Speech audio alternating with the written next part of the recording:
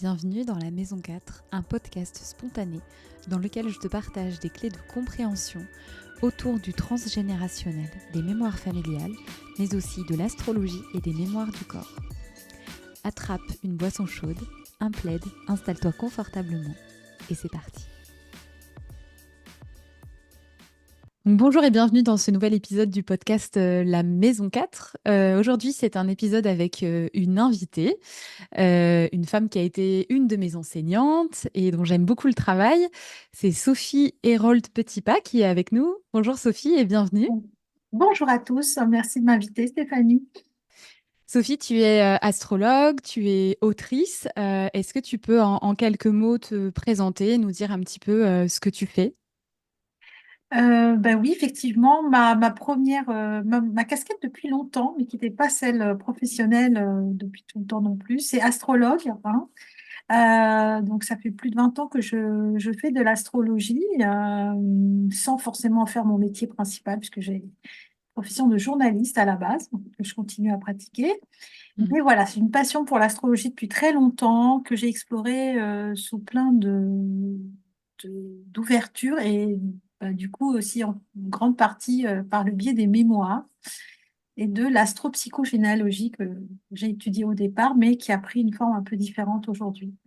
Mhm. Donc voilà, c'est un sujet qui me travaille beaucoup depuis longtemps et que j'utilise beaucoup avec l'astrologie, que je trouve un outil très intéressant pour étudier le passé, alors Mhm. qu'on a souvent tendance à voir l'astrologie comme un outil de prévision. Ouais. Et moi, je trouve que c'est beaucoup plus intéressant d'utiliser l'astrologie pour regarder son passé et ses mémoires que son futur, enfin, même si tout ça peut être lié.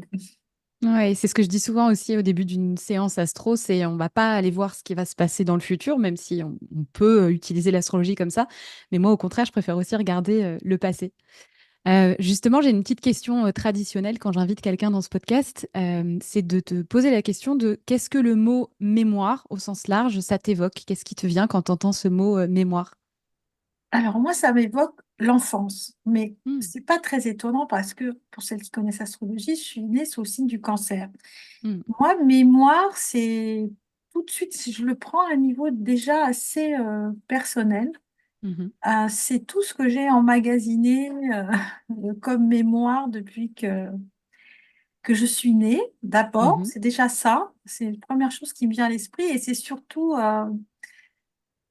ce paradis un peu perdu de l'enfance. Hmm. Parce que j'ai quand même eu la chance d'avoir une enfance, une belle enfance, heureuse. Donc, j'en ai un peu la nostalgie. Mais je pense que s'il y a des cancers qui nous écoutent, ils vont peut-être le ressentir d'une façon plus ou moins forte. Il y a quand même un petit peu ce côté nostalgique.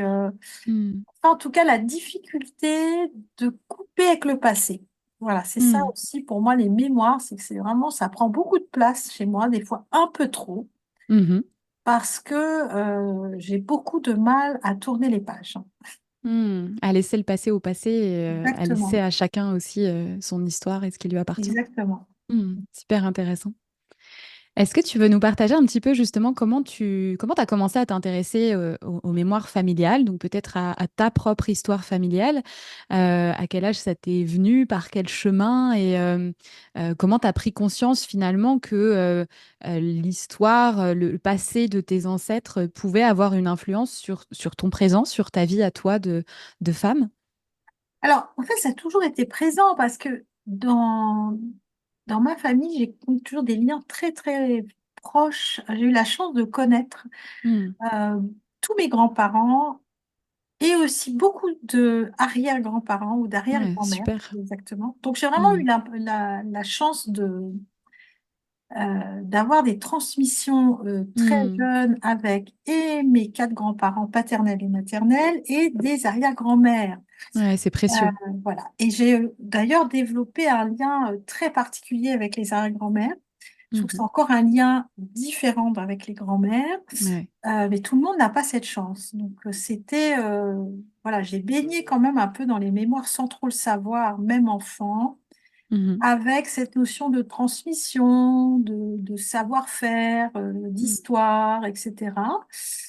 Après, j'ai travaillé assez quand j'ai commencé à faire de l'astrologie, assez vite, je suis allée vers les mémoires familiales avec notamment une de mes enseignantes qui est Catherine Gestas, Mhm.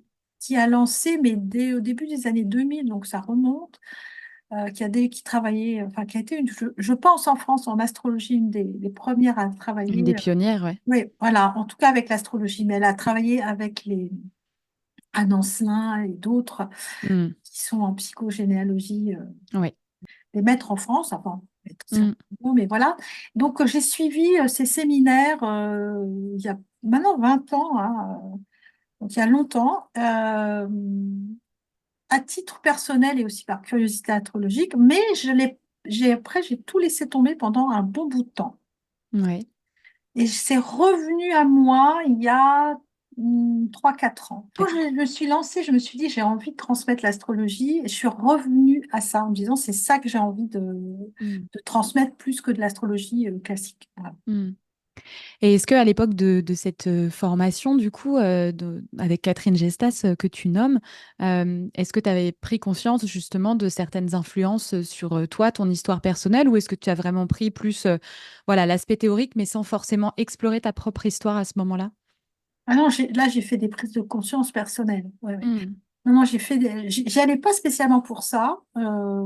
C'était pour moi une façon d'aborder une branche supplémentaire de l'astrologie, mais à l'époque, j'étais dans une démarche assez mentale Mm. avec l'astrologie d'étudiante classique plus que de développement personnel, j'allais dire.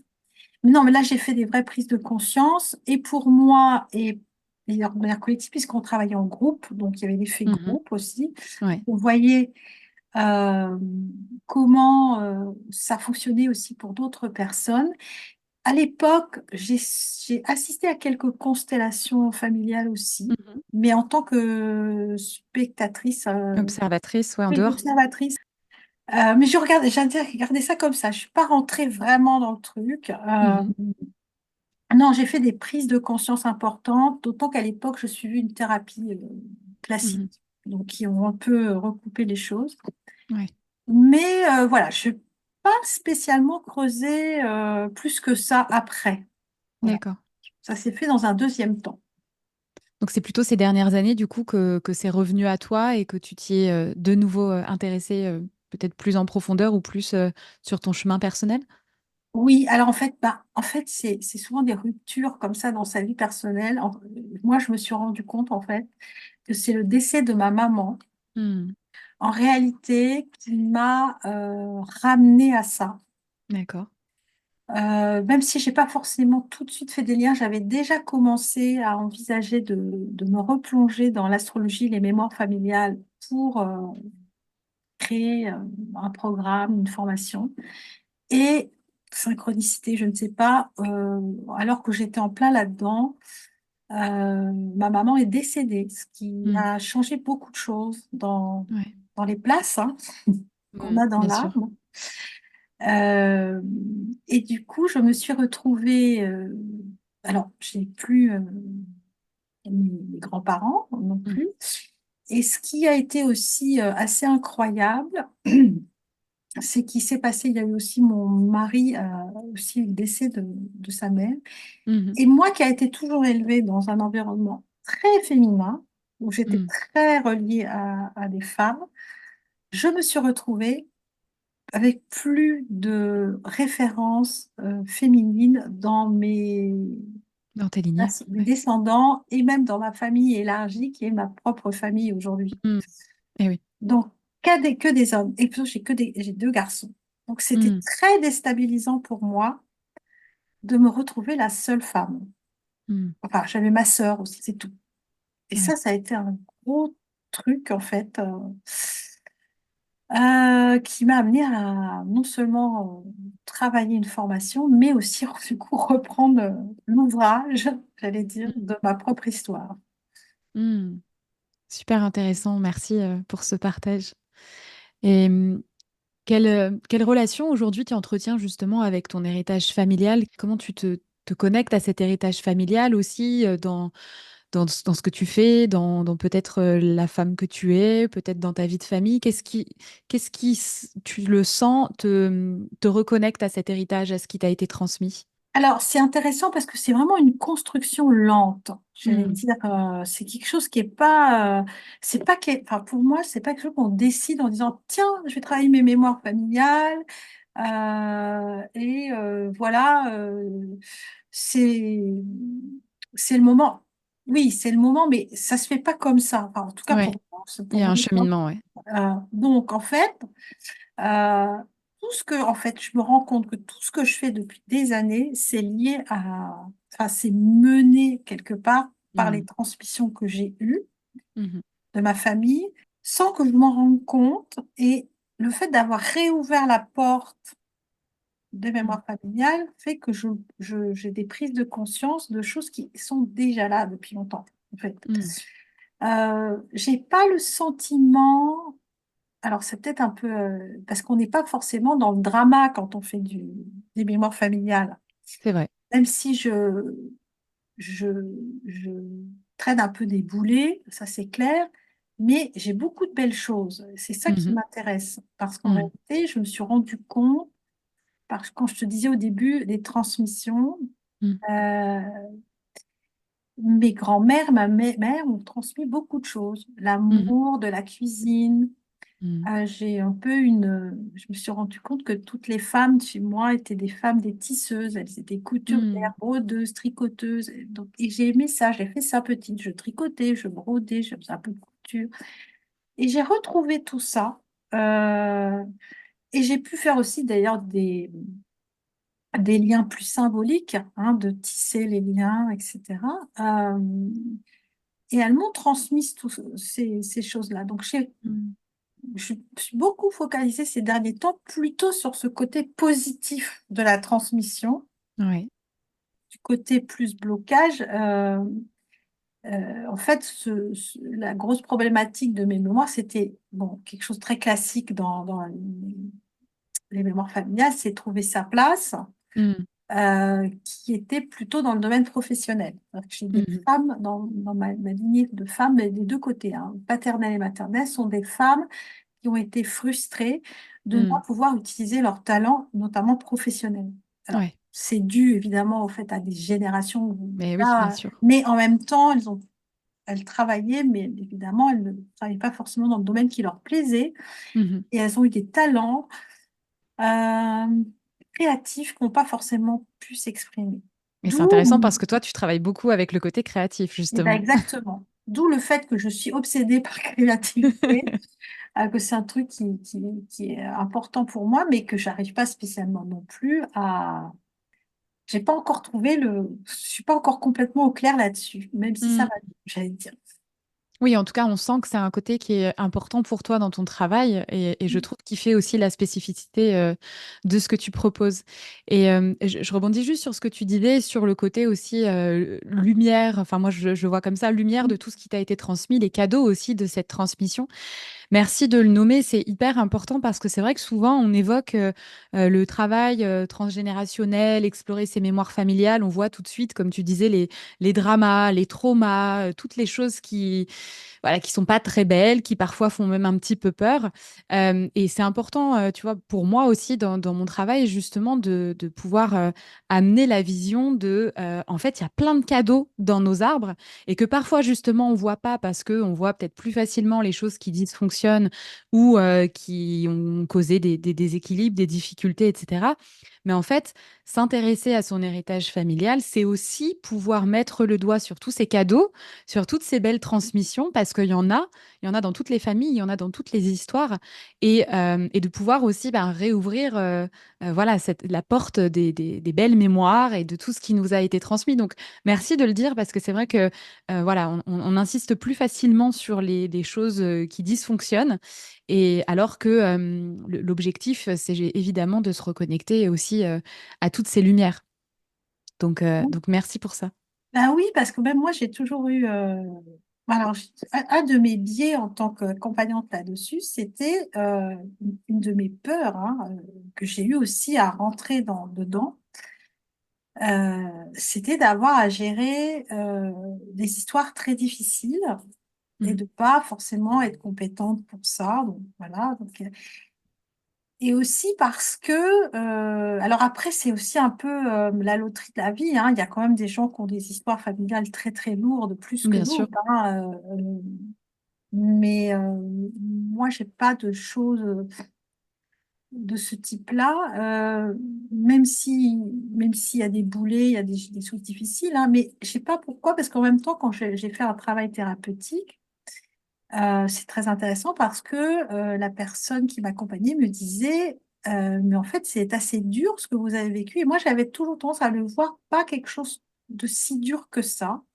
Mhm. Donc, je ne sais pas si c'est une façon pour moi, comme un mécanisme de défense, d'essayer de me dire, ah, bah, c'est pas si terrible que ça. Mais je pense que c'est quand même aussi une force parce que ça permet d'avancer, je pense, quelque Mhm. part. Et je me suis plutôt focalisée sur le côté positif. Mhm. Parce que je l'ai vu aussi, parce que aussi j'ai eu, comme on dit, à l'amour et l'énergie qui circule, parce que j'ai quand même reçu beaucoup d'amour. Mhm. Ça, c'est Bien très sûr. important, hein. C'est ce qui explique sur Unique. J'ai encore lu un truc il n'y a pas longtemps où il disait que ce qui l'a sauvé, c'est que même le peu de temps qu'il a été avec sa mère, elle a réussi à lui donner ça. Bien sûr. Et c'est ça qui l'a poussé. Mhm. Donc, c'est sûr que si on est dans des histoires où il n'y a pas d'amour, c'est plus compliqué, je pense. Oui, oui, c'est exactement ça. Et c'est vraiment, en fait, ce qu'on a pu vivre, voilà, que ce soit dans notre enfance ou autre.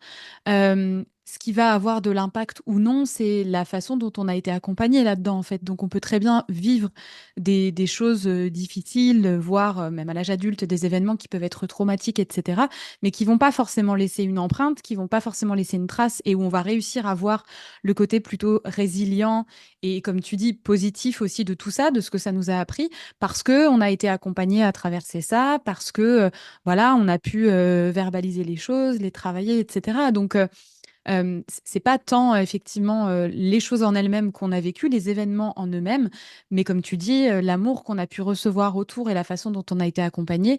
Qui va induire aussi le regard qu'on va poser justement sur notre passé et est-ce qu'on va réussir à en ressortir le positif, la lumière, les apprentissages ou est-ce qu'on va rester sur la vision plutôt de souffrance, de drame, etc. Donc c'est très juste ce que tu partages par rapport à ça, ouais. Moi, je sais que quand j'accompagne, j'aime bien aussi beaucoup insister quand c'est possible, justement, sur ce versant Mm. du cadeau que vous font vos ancêtres.